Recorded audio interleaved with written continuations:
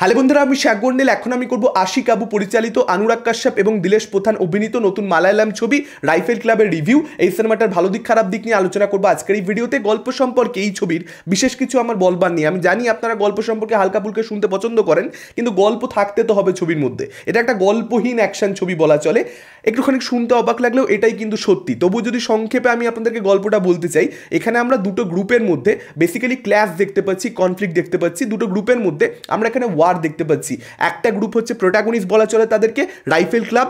এই পুরো গ্রুপটা হচ্ছে শিকারীদের, হান্টারদের গ্রুপ। অন্যদিকে আমরা দেখতে পাচ্ছি অ্যান্টাগনিস্টকে, অনুরাগ কাশ্যপ এই ছবিতে অ্যান্টাগনিস্ট, এবং তার দলবলকে অ্যান্টাগনিস্টরা আর কি। এবার এদের দুজনের মধ্যে কনফ্লিক্টটা কেন তৈরি হচ্ছে, কেন ক্ল্যাশ তৈরি হচ্ছে, এবং শেষ অবধি এই যে ওয়ার হচ্ছে সেখানে জয়ী কে হচ্ছে, কিভাবে তারা তাদের এই কনফ্লিক্টকে রিজলভ করতে পারছে বা আদৌ করতে পারছে কিনা, যাবতীয় জানতে গেলে আপনাদেরকে এই ছবিটা দেখে নিতে হবে। নেটফ্লিক্সে মুক্তি পেয়েছে এই ছবিটা। অ্যাকচুয়ালি নাথিং এক্সট্রাঅর্ডিনারি, একটা ফান ফিল্ম বলা চলে, একটা কুল অ্যাকশন ছবি বলা চলে, একটা স্টাইলিশ ছবি বলা চলে।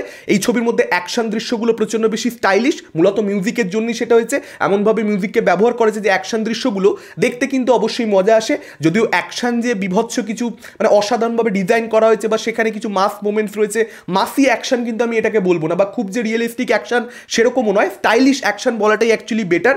এবং ছবির মধ্যে বেশ কিছু জায়গাতে ডার্ক কমেডি রয়েছে যেগুলো কিন্তু অ্যাকচুয়ালি ওয়ার্ক করে। মানে রাইফেল ক্লাবটাকে বা রাইফেল ক্লাবে যারা সদস্য রয়েছে বা সদস্যা রয়েছে, ক্যারেক্টার্সগুলোকে খুব সুন্দরভাবে এস্টাবলিশ করেছে ছবির প্রথম আধ ঘন্টা 40 মিনিটে। এবং তারপর সেই এস্টাবলিশমেন্টগুলোর যখন পে অফটা, ক্লোজারটা যখন থার্ড অ্যাক্টে আসে, ছবির একদম শেষ ভাগে ক্লাইম্যাক্সে, তখন কিন্তু ওই সিনগুলো অ্যাকচুয়ালিতে ওয়ার্ক করে। একটা ননদের সঙ্গে বৌদির একটা বাওয়াল রয়েছে ক্লাইম্যাক্সে গিয়ে অ্যাকশন চলাকালীন, সেই হিউমারগুলো মানে অ্যাকশন দৃশ্যে যে হিউমারটা, সেটা কিন্তু ডেফিনেটলি আমি এনজয় করেছি। কিংবা একটা ঠাকুমা রয়েছে যার নিশানা খুব ভালো, যাকে চলে যেতে বলা হবে কিন্তু সে যাবে না। আপনারা ওই মোমেন্টগুলো দেখবেন যখন সেই ঠাকুমা ক্লাইম্যাক্সে নিশানাটা লাগায় এবং যেভাবে তার রিভিলটা হয়, ফেস রিভিলটা হয়, সেই জায়গাগুলোতে কিন্তু অবশ্যই মস্তি আছে, বাওয়াল আছে। অ্যাকচুয়ালি ডার্ক কমেডিটা প্রচণ্ড বেশি যে ডার্ক সেটাও আমি বলবো না। ছবির মধ্যে আসলে নানান ধরনের কমেডি রয়েছে। একজন অভিনেতা রয়েছে, তার কিসিং সিন নিয়ে একটা বাওয়াল রয়েছে খেতে বসে ডিনার টেবিলে, সেই জায়গাটায় কিন্তু অবশ্যই মজা ছিল।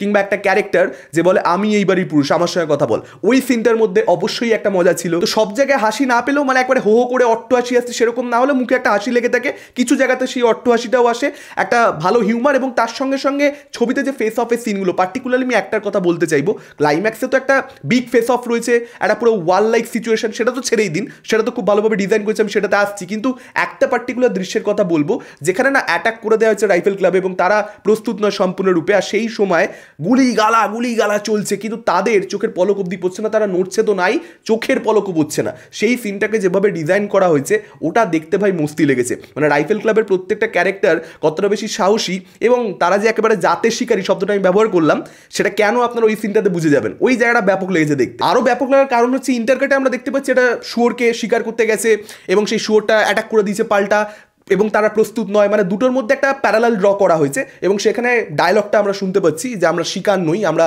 শিকারী, এবং সেই ডায়লগটার আবার রিপিটেশন দেখতে পাচ্ছি। ওই পুরো সিকোয়েন্সটা ওটা কিন্তু অবশ্যই আমাকে মজা দিতে পেরেছে। এবং অনুরাগ কাশ্যপকে কাস্ট করবার কারণটা আমার কোথাও একটা মনে হয়, মানে আপনারা মনে করবেন না যেটা আমি বডি শেম করছি, কিন্তু অনুরাগ কাশ্যপ ফিজিক্যালি প্রচণ্ড বিগ, মানে হি হ্যাজ আ বিগ বেলি অ্যান্ড হি ইজ টল, মানে একটা ওয়েট রয়েছে, ওজন রয়েছে। ফিজিক্যালি আমি কথাটা বলছি, পার্সোনালিটির কথা এখানে আমি বলছি না। এটা বডি শেমিং নয়, প্লিজ কিছু মাইন্ড করবেন না। কিন্তু এই যে ওরা শুয়োরকে শিকার করে এবং অনুরাগ কাশ্যপকেও মানে তার শরীরটা অনেকটা শুয়োরগুলো যেগুলো দৌড়াচ্ছে ওদেরকে শিকার করছে তাদের মতনই।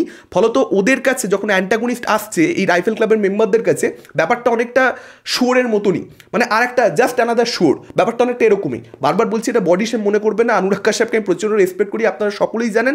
এটা জাস্ট আমার একটা ইন্টারপ্রিটেশন, সেটা একটু নোংরা ইন্টারপ্রিটেশন, কিন্তু এটা একটা হতে পারে, কিন্তু ছবিটা দেখলে আপনারা বুঝতে পারবেন। মানে আমার তো ব্যক্তিগতভাবে মনে হচ্ছে অনুরাগ কাশ্যপকে কাস্ট করা হয়েছে এই জন্য, নাহলে অনেক অভিনেতা রয়েছে মালায়ালাম ফিল্ম ইন্ডাস্ট্রিতে, অভিনেতার তো অভাব আছে বলে আমি বিশ্বাস করি না, কিন্তু অনুরাগ কাশ্যপকে কাস্ট করা তার এই ফিজিক্যালিটির জন্যই কোথাও একটা।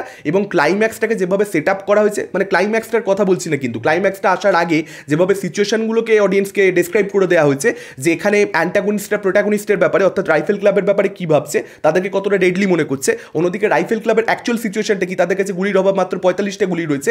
এই জিনিসগুলো কিন্তু ক্লাইম্যাক্সটাকে ইন্টারেস্টিং করে দেয়। আর হিউমারের কথা ক্লাইম্যাক্সে সেটা তো বললামই, সেই এজটা তো অবশ্যই রয়েছে, একটা মজার ব্যাপার তো অবশ্যই থ্রু আউট মেনটেন করা হয়েছে। আর দিলেশ প্রধানের সঙ্গে অনুরাগ কাশ্যপের ডায়লগ নিয়ে যে বাওয়াল, মানে একে অপরকে ডায়লগ দিয়ে যাচ্ছে, হিরো ভিলেনের মধ্যে যে একটা ডায়লগকে কেন্দ্র করে টাসেল, সেটাও ক্লাইম্যাক্সের মধ্যে অবশ্যই মজা দিচ্ছে। একে অপরকে দেখতে পাচ্ছে না কিন্তু ডায়লগ চালে চলতে থাকছে, ওই কনভারসেশনটা মজা দিতে পেরেছে। এবং ছবির মধ্যে যদি আপনারা দেখেন ইমোশনের বড্ড বেশি বেশি অভাব, তার কারণ এখানে ডিরেক্টর ইমোশনাল অডিয়েন্সকে করতে চায়নি। এবার এটা কোনো একটা অ্যাকশন ছবির মধ্যে দেখলে আমার খারাপই লাগে যে কেন তুমি ইমোশনাল করতে চাইছো না, জাস্ট অ্যাকশন দেখালে কি হয়ে যাবে।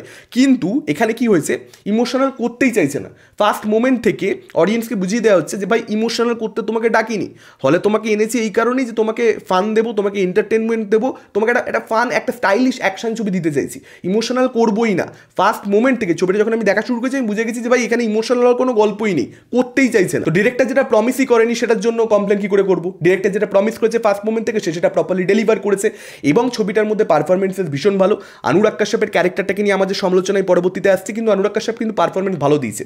যে উইয়ার্ড ব্যাপারটা ক্যারেক্টারটার মধ্যে আনা, যে ক্রেজিনেসটা ক্যারেক্টারটার মধ্যে আনা, সেটা কিন্তু বেশ ভালো। ক্লাইম্যাক্সে কিন্তু অনুরাগ কাশ্যপের পারফরমেন্স যেটা ক্যারেক্টারটা ডিমান্ড ছিল সেই অনুযায়ী সে খুব ভালো করেছে। দিলেশ প্রধান খুব ভালো করেছে। বিজয় রাঘবন, যাকে দেখলেই আপনার কিষ্কিন্দা কান্ডাম ছবিটার কথা মনে পড়তে থাকবে, যদি আপনার কিষ্কিন্দা কান্ডাম ছবিটা আদৌ দেখা থাকে, তিনিও ফাটিয়ে দিয়েছেন, একটা ইন্টারেস্টিং ক্যারেক্টার পেয়েছে এবং সে এখানেও খুব ভালো কাজ করেছে। অ্যাকচুয়ালি সবাই এটা মাল্টি স্টারার, প্রচুর বড় একটা কাস্টিং রয়েছে, প্রচুর অভিনেতা, প্রচুর অভিনেত্রী, প্রত্যেকে এখানে নিজেদের ছোট্ট ছোট্ট জায়গাতে ভালো কাজ করেছে।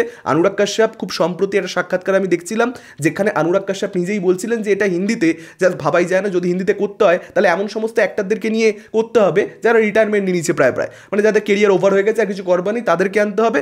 যারা একটা সময় হয়তো পপুলার ফেস ছিল এখন তাদের কোনো ভ্যালিডিটি নেই। আবার এরকম অ্যাক্টর হতে পারে যারা নিউ কামার, কিন্তু যারা অলরেডি শো বিজনেসে এই মুহূর্তে লাইমলাইটে রয়েছে তাদেরকে এক জায়গায় নিয়ে এরকম একটা ছবি, এরকম একটা মাল্টি স্টার ভাবাই যায়। কথাটা তিনি কেন বলেছিলেন সেটা কোথাও একটা পরিষ্কার এখানে বোঝা যাচ্ছে, ছবিটা দেখলে বুঝতে পারবেন। তবে এটা একটা ওয়ান টাইম গুড ওয়াচ হয়ে থেকে যায়। আমি ডিসেন্ট ছবি বলবো না, ওয়ান টাইম গুড ওয়াচ। এমনি ফান ছবি দেখতে মজা লাগে, যতক্ষণ দেখছি ভালো লাগছে। কিন্তু এই ছবিটা প্রচুর বছর যে লাস্ট করে যাবে, অনেকদিন বাদেও যে ছবিটাকে মনে করবো যে হ্যাঁ একটা ছবি দেখেছিলাম, সেরকম একটা ছবিতে পরিণত হয় না। তার কারণ অনুরাগ কাশ্যপের ক্যারেক্টারটা, আমি বারবার বলছি পারফরমেন্স সে ভালো দিয়েছে, পারফরমেন্স দিয়ে এলিভেশনটা সে দিয়ে দিয়েছে, কিন্তু অনুরাগ কাশ্যপের ক্যারেক্টারটাকে প্রপারলি এস্টাবলিশ করা হয়নি। তাকে ছবিতে একটা সময় দেখা যায় শুরুতে, তারপর অনেকক্ষণ দেখা যায় না। সেই ক্যারেক্টারটাকে প্রপারলি এস্টাবলিশ করো, সেই ক্যারেক্টারটা কতটা বেশি ডেডলি, সে কতটা বেশি ভয়ঙ্কর হয়ে উঠতে পারে, সে কতটা বেশি রুটলেস হতে পারে, সেই জিনিসগুলোকে তো এস্টাবলিশ করতে হবে। আপনি যদি সেটা এস্টাবলিশ না করেন, পুরোটাই যদি অ্যাক্টরের পারফরমেন্সের উপরে ছেড়ে দেন, তখন ক্লাইম্যাক্সে সেই টেনশনটা ওয়ার্ক করছে না।